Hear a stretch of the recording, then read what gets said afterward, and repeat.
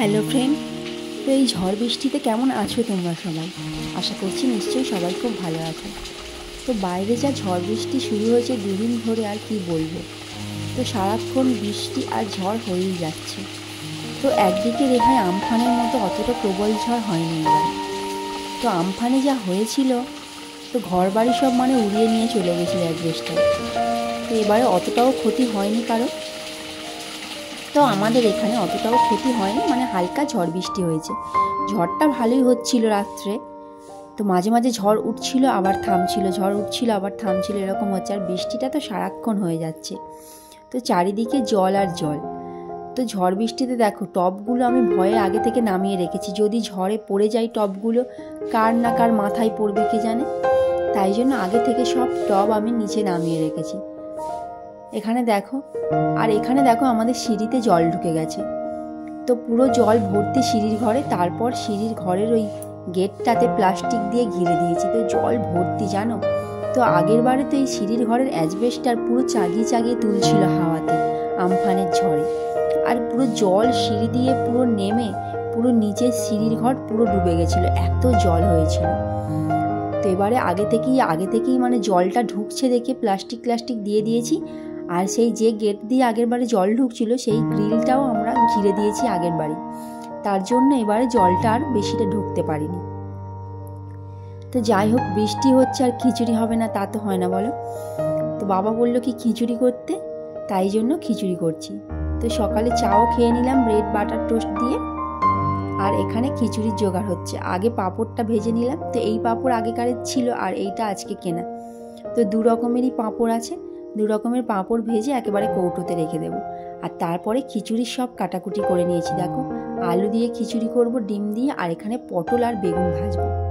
তো পাঁপড়ও ভাজা হয়ে গেছে আর ওখানে চাল ডালটা বসিয়ে দিয়েছি, এখনো গ্যাসটা জ্বালিনি।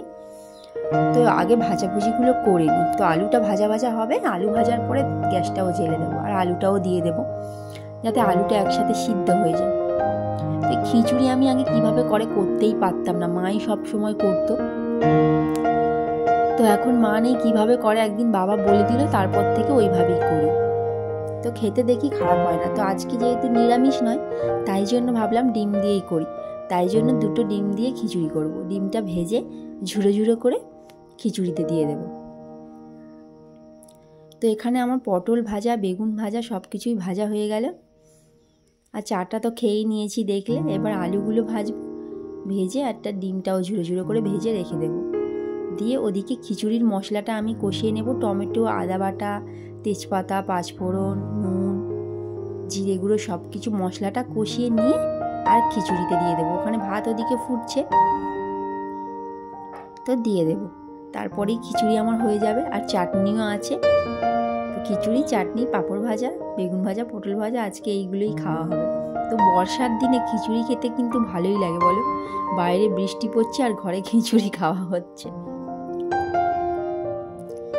তো যা বৃষ্টি, ওদিকের ঘরেও আমি প্লাস্টিক দিয়ে ঘিরে দিয়েছি, যাতে বারান্দা দিয়ে যাতে জল না ঢোকে।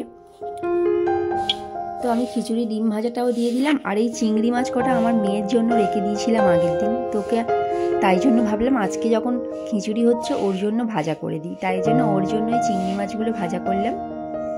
তো ও সব খায়নি, আমরাও একটা করে খেয়েছি। তো এখানে খিচুড়িও প্রায় হয়ে এসছে।